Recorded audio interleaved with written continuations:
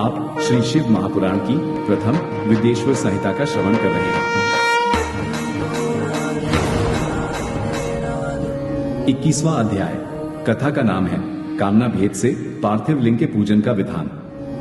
ऋषिगण बोले, हे व्यास शिष्य सूत जी, हे महाभाग, आपको नमस्कार है। हे तात, आपने अच्छी प्रकार से पार्थिव अर्चन की विधि बताई। अब सकाम पूजन में मनोवांछित पदार्थ के अनुसार कितनी संख्या में पार्थिव लिंगों के पूजन की विधि है, हे दीनवत्सल, इसे कृपा पूर्वक बताइए। सूत जी बोले, हे ऋषियों, आप सब लोग पार्थिव पूजन की विधि का श्रवण करें, जिसका अनुष्ठान करने से मनुष्य कृतकृत्य हो जाता है। पार्थिव लिंग के पूजन को छोड़कर जो लोग अन्य देवों के यजन में लगे रहते हैं, उनकी वह पूजा, तप तथा दान आदि व्यर्थ हो जाता है। अब मैं कामना के अनुसार पार्थिव लिंगों की संख्या बताता हूँ। हे मुनिश्रेष्ठ, अधिक संख्या में अर्चन तो निश्चय ही फलदायी होता है। प्रथम आवाहन, तब प्रतिष्ठा, तदनंतर सभी लिंगों का पूजन अलग अलग करना चाहिए। लिंगों का आकार तो एक समान ही रखना चाहिए। विद्या प्राप्ति की कामना से पुरुष भक्तिपूर्वक 1000 पार्थिव शिवलिंगों का पूजन करे। इससे निश्चय ही उस फल की प्राप्ति हो जाती है। धन चाहने वाले पुरुष को उसके आधे 500, पुत्र चाहने वाले को 1500 और वस्त्रों की आकांक्षा वाले को 500 शिवलिंगों का पूजन करना चाहिए। मोक्ष की कामना वाले व्यक्ति को 1 करोड़, भूमि की अभिलाषा वाले को 1000, दया प्राप्ति की इच्छा वाले को 3000 और तीर्थाटन की इच्छा वाले को 2000 शिवलिंगों की पूजा करनी चाहिए। मित्र प्राप्ति की इच्छा वाले को 3000 तथा अभिचार कर्मों में 500 से लेकर 1000 तक पार्थिव शिवलिंगों के पूजन की विधि है। कारागार आदि के बंधन से छुटकारे की इच्छा से 1500 तथा राजभय से मुक्ति की इच्छा से 500 शिवलिंगों का पूजन बुद्धिमानों को जानना चाहिए। चोर आदि के संकट से बचने के लिए 200 और डाकिनी आदि के भय से मुक्ति हेतु 500 पार्थिव शिवलिंगों का पूजन बताया गया है। दरिद्रता से छुटकारे के लिए 5000 और सभी कामनाओं की सिद्धि के लिए 10,000 पार्थिव शिवलिंगों का पूजन करना चाहिए। हे मुनिश्रेष्ठों, अब मैं नित्य पूजन विधि बताता हूँ, आप लोग सुने। एक पार्थिव लिंग का नित्य पूजन पापों का नाश करने वाला और 2 लिंगों का पूजन अर्थ की सिद्धि करने वाला बताया गया है। 3 लिंगों का पूजन सभी कामनाओं की सिद्धि का मुख्य हेतु कहा गया है। पूर्व में बताई गई संख्या विधि में भी उत्तरोत्तर संख्या अधिक फलदायिनी होती है। अन्य मुनियों के मत से संख्या का जो अंतर है वह भी अब बताता हूँ। बुद्धिमान मनुष्य 10,000 पार्थिव शिवलिंगों का अर्चन करके महान राजभय से भी मुक्त होकर निर्भय हो जाता है। कारागार आदि से छूटने के लिए 10,000 लिंगों का अर्चन करना चाहिए और डाकिनी आदि के भय से छूटने के लिए 7,000 लिंग अर्चन कराना चाहिए। पुत्रहीन पुरुष 55,000 लिंग अर्चन करे। कन्या संतान की प्राप्ति 10,000 लिंग अर्चन से हो जाती है। 10,000 लिंग अर्चन से विष्णु आदि देवों के समान ऐश्वर्य प्राप्त हो जाता है। 10 लाख शिवलिंग अर्चन से अतुल संपत्ति प्राप्त हो जाती है। जो मनुष्य पृथ्वी पर 1 करोड़ शिवलिंगों का अर्चन कर लेता है वो तो शिवरूप ही हो जाता है, इसमें संदेह नहीं करना चाहिए। पार्थिव पूजा करोड़ों यज्ञों का फल प्रदान करने वाली है, इसलिए सकाम भक्तों के लिए ये भोग और मोक्ष दोनों प्रदान करती है। जिस मनुष्य का समय रोज बिना लिंग अर्चन के व्यतीत होता है, उस दुराचारी तथा दुष्ट आत्मा व्यक्ति की महान हानि होती है। एक और सारे दान, विविध व्रत, तीर्थ, नियम और यज्ञ हैं तथा उनके समकक्ष दूसरी ओर पार्थिव शिवलिंग का पूजन माना गया है। कलयुग में तो जैसा श्रेष्ठ लिंग अर्चन दिखाई देता है, वैसा अन्य कोई साधन नहीं है। ये समस्त शास्त्रों का निश्चित सिद्धांत है। शिवलिंग भोग और मोक्ष देने वाला तथा विविध आपदाओं का निवारण करने वाला है। इसका नित्य अर्चन करके मनुष्य शिव सायुज्य प्राप्त कर लेता है। महर्षियों को शिव नामय इस लिंग की नित्य पूजा करनी चाहिए। ये सभी लिंगों में श्रेष्ठ है, अतः विधान पूर्वक इसकी पूजा करनी चाहिए। हे मुनिवरों, परिमाण के अनुसार लिंग 3 प्रकार के कहे गए हैं, उत्तम, मध्यम और अधम। उसे आप लोग सुने, मैं बताता हूँ। जो 4 अंगुल ऊंचा और देखने में सुंदर हो तथा वेदी से युक्त हो, उस शिवलिंग को शास्त्रज्ञ महर्षियों ने उत्तम कहा है। उससे आधा मध्यम और उससे भी आधा अधम माना गया है। इस तरह 3 प्रकार के शिवलिंग कहे गए हैं जो उत्तरोत्तर श्रेष्ठ हैं।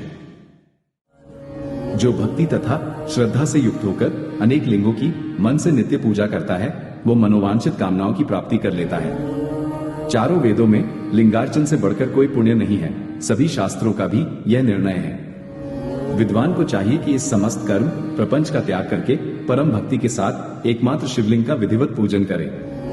केवल शिवलिंग की पूजा हो जाने पर समग्र चराचर जगत की पूजा हो जाती है। संसार सागर में डूबे हुए लोगों के तरने का अन्य कोई भी साधन नहीं है। अज्ञान रूपी अंधकार से अंधे हुए तथा विषय वासनाओं में आसक्त चित्त वाले लोगों के लिए इस जगत में भवसागर से पार होने हेतु लिंगार्चन के अतिरिक्त अन्य कोई नौका नहीं है। ब्रह्मा विष्णु आदि देवता मुनिगण यक्ष राक्षस गंधर्व चारण सिद्धजन दैत्य दानव शेष आदि नाग गरुड़ आदि पक्षी प्रजापति मनु किन्न और मानव समस्त अर्थसिद्धि प्रदान करने वाले शिवलिंग की महान भक्ति के साथ पूजा करके अपने मन में स्थित उन समस्त अभीष्ट कामनाओं को प्राप्त कर चुके हैं। ब्राह्मण क्षत्रिय वैश्य शूद्र अथवा विलोम संकर कोई भी क्यों न हो, वह अपने अधिकार के अनुसार वैदिक अथवा तांत्रिक मंत्र से सदा आदर पूर्वक शिवलिंग की पूजा करे। हे ब्राह्मणों, हे महर्षियों, अधिक कहने से क्या लाभ। शिवलिंग का पूजन करने में स्त्रियों का तथा अन्य सब लोगों का भी अधिकार है।